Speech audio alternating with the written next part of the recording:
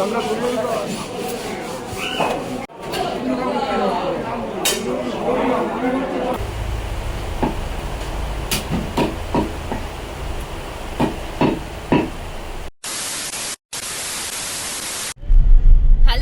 Welcome back to my channel, যার নাম selfie with এলফি। আমি আবারও চলে এসেছি আবার একটা নতুন ব্লগ নিয়ে তোমাদের সামনে। আজকে চলে যাচ্ছি আমরা মানিকতলা বাজারে। তো মানিকতলা বাজারে যাচ্ছি তার কারণ অনেক দিন আমরা মানে এভাবে বাজার করিনি, আর অনেকেই বলেছে মানিকতলা বাজার নাকি ভীষণ ভালো।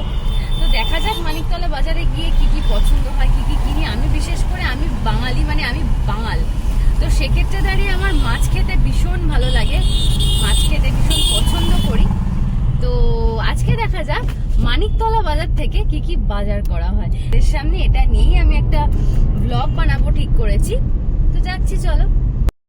আজকে সানডে আর এখন বাজে ঘড়িতে সকাল 8:30। ভেবেছিলাম হয়তো রাস্তা ফাঁকা থাকবে, তবুও দেখছি বিটি রোডে বেশ জ্যামই আছে। দুজনে মিলে চলে যাচ্ছি এখন মানিকতলায়।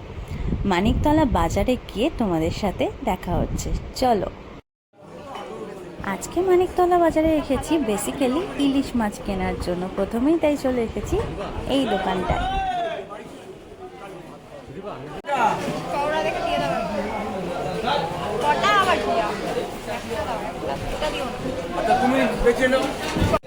ঠিক আছে,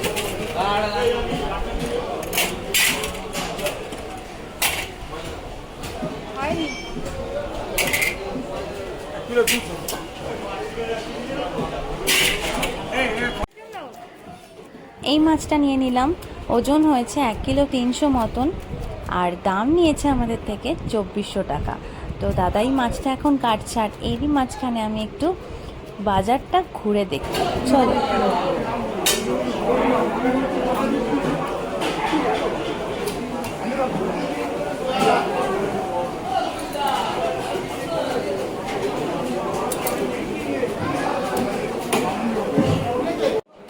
সবাই বলে ইলিশ মাছে যদি ডিম থাকে সেই মাছের নাকি স্বাদ কমে যায়, সেই কারণেই এবার আমরা ডিম ছাড়া ইলিশ মাছ নিয়েছি। তোমাদের কোনটা পছন্দ, ডিম সমেত ইলিশ মাছ নাকি ডিম ছাড়া? আমাকে অবশ্যই কমেন্ট করে কিন্তু জানিও। একবার যখন এখানে এসেই পড়েছি, শুধুমাত্র ইলিশ মাছ নিয়েই বাড়ি যাব না আমরা, এরপরেও আরও অনেক মাছ নেওয়ার আছে। তো দেখা যাক ইলিশ মাছের সাথে আর কি কি মাছ নেওয়া যায়, চলো। আর যেহেতু রবিবার, এই বাজারে ভিড় দেখছি বেশ রয়েছে। তোমরাও কি কখনো মানিকতলা বাজারে এসেছো?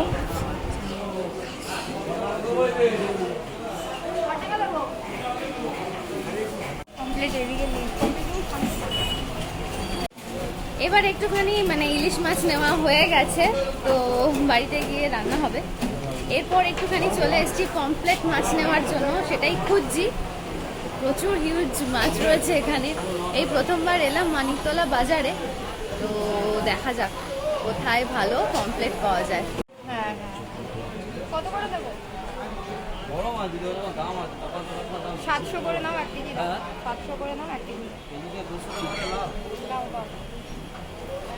কতটা নেবেন? 1 কেজি দিয়ে দাও। 1 কেজি 880 টাকা পড়বে। কি? 880 টাকা পড়বে 1 কেজি। 880 700 করে নাও, 700 করে। 800 হবে না। ব্যবসা দিলে কত লাভ থাকে দেখি। 800 করে নাও, দিয়ে দাও। 800 করে নাও, দিয়ে দাও। 800 টাকা করে দাম। পমফ্লেট মাছও নিয়ে নিয়েছি 1 কিলো। এরপর এসেছি চিংড়ি মাছ দেখার জন্য। তবে চিংড়ি মাছটা আমি খেতে পারি না, তার কারণ চিংড়িতে আমার অ্যালার্জি আছে। তো এই যে পমফ্লেট মাছগুলো বেছে বেছে, ভালো ভালো মাছগুলো বেছে বেছে এখন ওজন করছে, এরপর কেটে তারপর আমাদেরকে প্যাক করে দেবে। 1 কিলো মাছে খুব একটা বেশি হয়নি, তার কারণ অনেকটা বড় সাইজ, সেই কারণে আমরা 2 কিলো পমফ্লেট মাছ নিয়ে নিয়েছি। এই যে এই রকম সাইজের পমফ্লেট মাছ।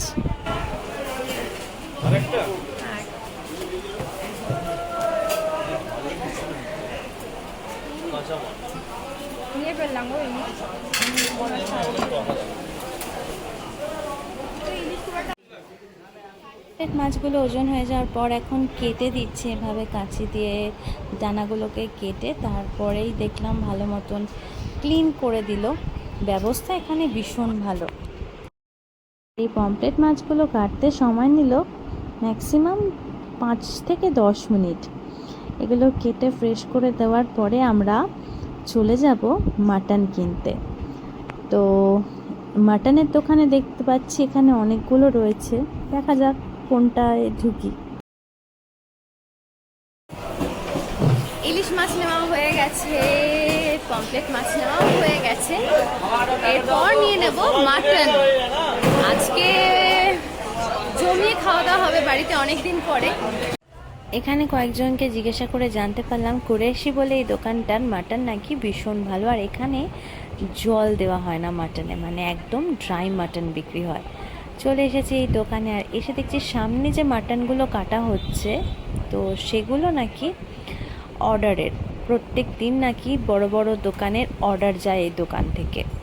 আমরা নিয়ে নিয়েছি প্রায় 1.5 কিলো মতন মাটন। আর সব থেকে ভালো লাগলো যেটা, এখানে মাটন কিন্তু কেনার পর প্লাস্টিকে করে দেওয়া হয় না, এখানে মাটন শাল পাতায় মুড়িয়ে দেওয়া হয়।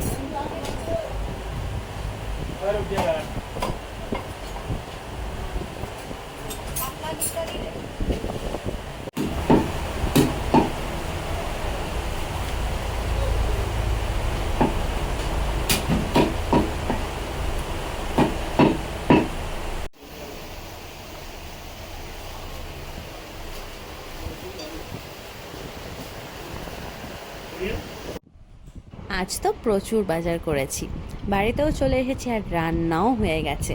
খেতে বসে পড়েছি এখন রবিবার দিন দুপুরবেলা। বাড়ির লোকের সাথে জমিয়ে খাওয়া দাওয়া, এটা একটা বাঙালিদের কাছে বড় ব্যাপার, তাই না?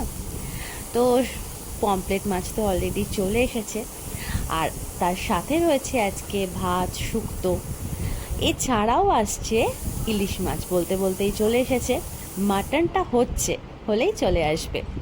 আমরা তো আজকে জমিয়ে খাওয়া দাওয়া করি।